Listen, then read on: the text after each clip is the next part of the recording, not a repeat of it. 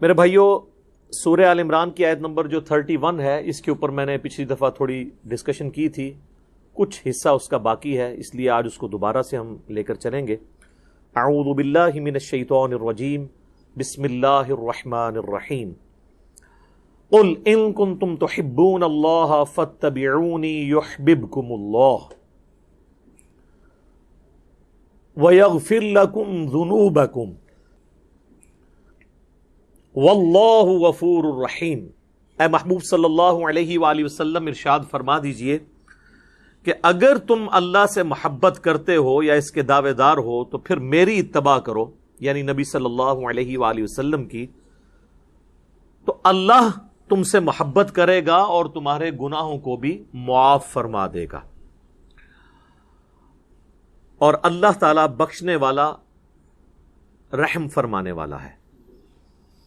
میرے بھائیوں، اتباع کے حوالے سے میں نے بتایا تھا کہ اتباع کی ڈیفینیشن ہوتی ہے محبت کے ساتھ کسی کی پیروی اختیار کرنا، یعنی اطاعت پلس محبت از اکول ٹو اتباع۔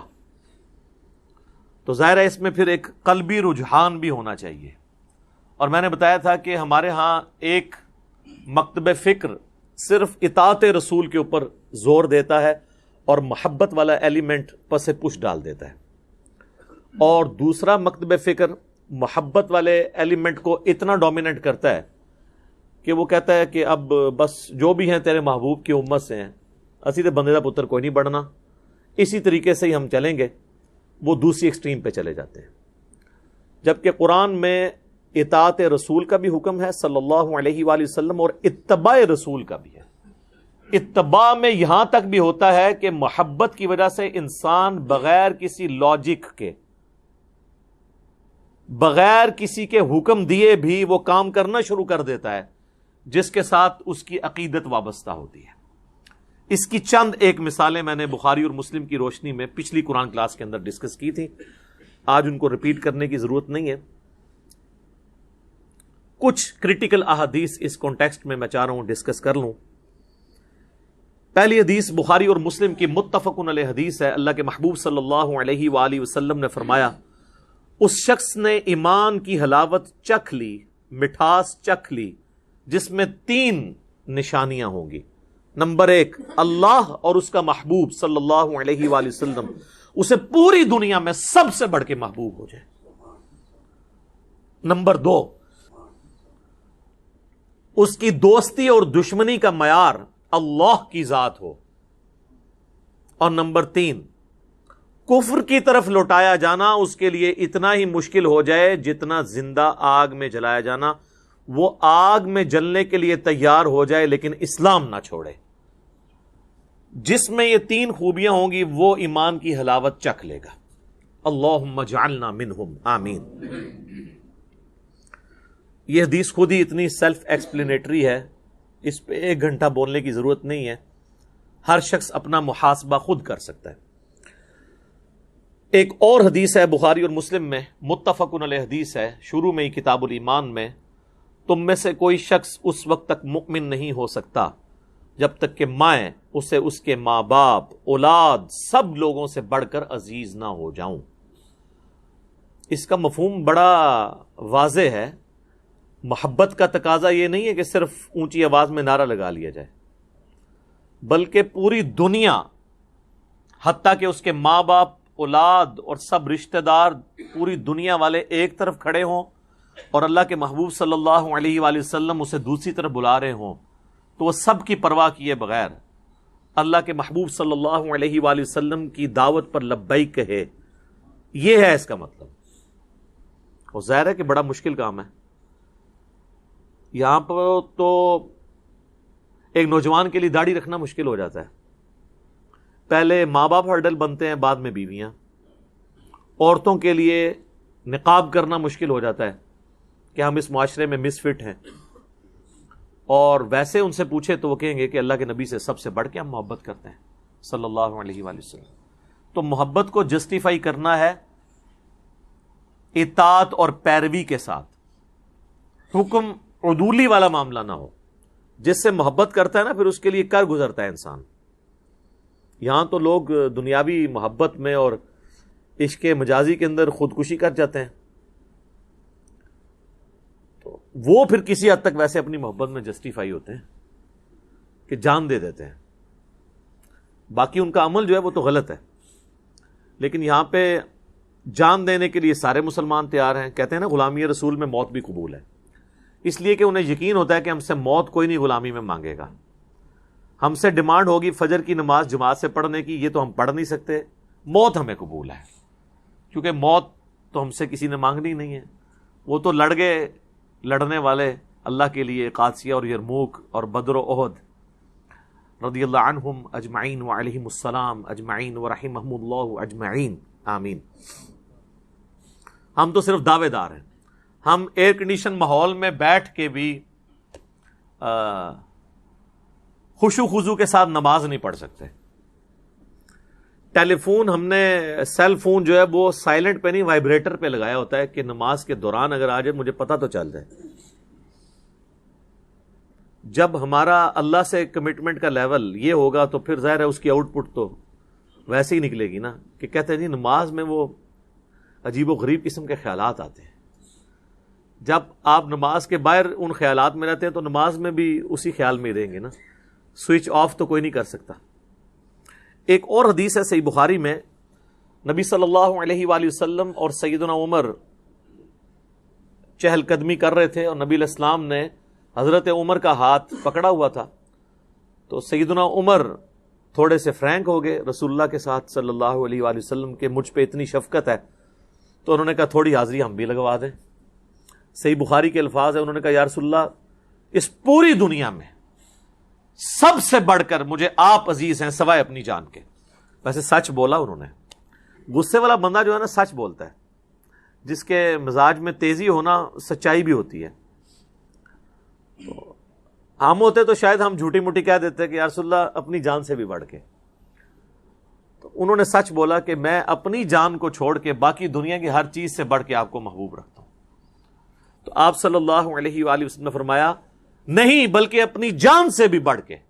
تو ان کا یا رسول اللہ اپنی جان سے بھی بڑھ کے. تو آپ نے فرمایا ہاں اے عمر اب بات بنی، اب تیرا ایمان مکمل ہوا ہے. جب تک میں تجھے تیری جان سے بھی بڑھ کر عزیز نہ ہو جاؤں تیرا ایمان کامل نہیں ہو سکتا. اگر سیدنا عمر فاروق رضی اللہ تعالیٰ عنہ علیہ السلام کے ایمان کے کامل ہونے کے لیے ان کی عبادات اور دین کے لیے خدمات کے ساتھ رسول اللہ سے انتہا درجے کی عقیدت اور محبت ہونا ضروری ہے تو ہمارے لیے تو بدرجہ اولا ضروری ہے.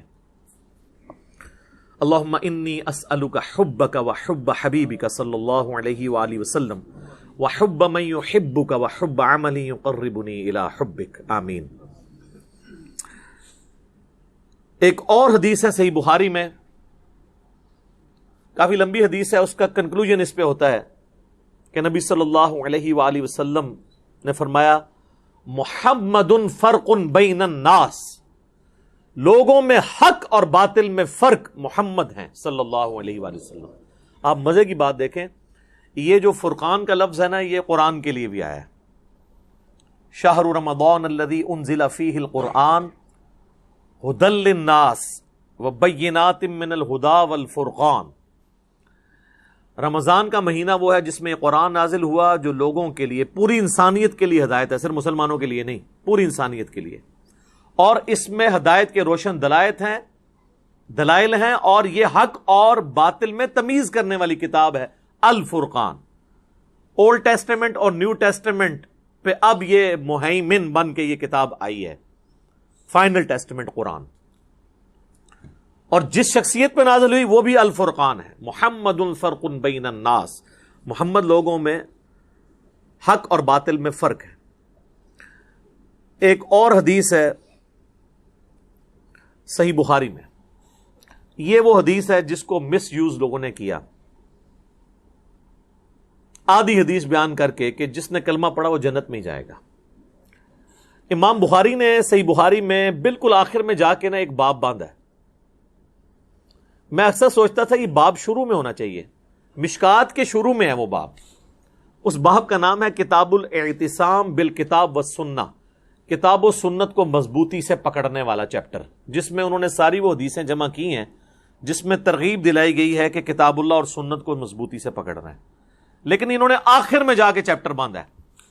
مطلب یہ کہ جب آپ بخاری شریف اینڈ کریں نا تو یہ بات آپ نے ضرور یاد رکھنی ہے، کیونکہ یہاں پر تو آپ کو بتاؤں کئی مزار ایسے ہیں جس پہ ختم قرآن کی طرح ختم بخاری بھی ہوتا ہے، تلاوت کر کے، ترجمہ بیان کر کے نہیں، وہ جو پڑھ رہا ہوتا ہے اس کو بھی نہیں پتا ہوتا، وہ ختم بخاری ہوتا ہے۔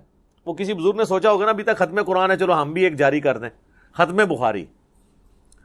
تو ختم بخاری جب ہو رہا ہو اور اس کے اینڈ پہ پہنچے ہوں تو کتاب و سنت کو مضبوطی سے پکڑنے والی احادیث ان کے سامنے ہے۔ اس میں ایک حدیث ہے، نبی صلی اللہ علیہ وآلہ وسلم نے فرمایا میری پوری امت جنت میں جائے گی سوائے اس شخص کے جس نے جنت میں جانے سے انکار کر دیا۔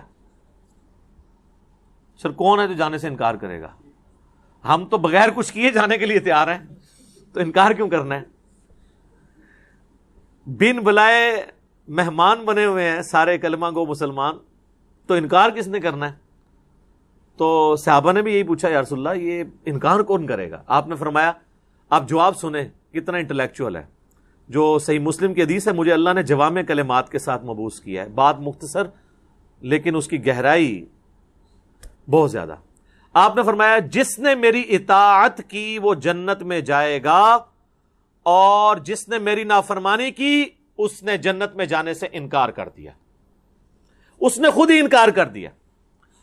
تو پوری امت جنت میں جائے گی سبجیکٹڈ ٹو، اس شرط کے ساتھ کہ وہ اطاعت اختیار کرے۔ باقی وہ چیز اپنی جگہ موجود ہے کہ جس نے ایک دفعہ بھی صدقے دل سے کلمہ پڑھا ہے، اگر اس کی زندگی کا ڈومیننٹ پہلو برائیوں پہ ہے تو الٹیمیٹلی ایک نہ ایک دن وہ اپنا عذاب بھگت کے جنت میں جائے گا۔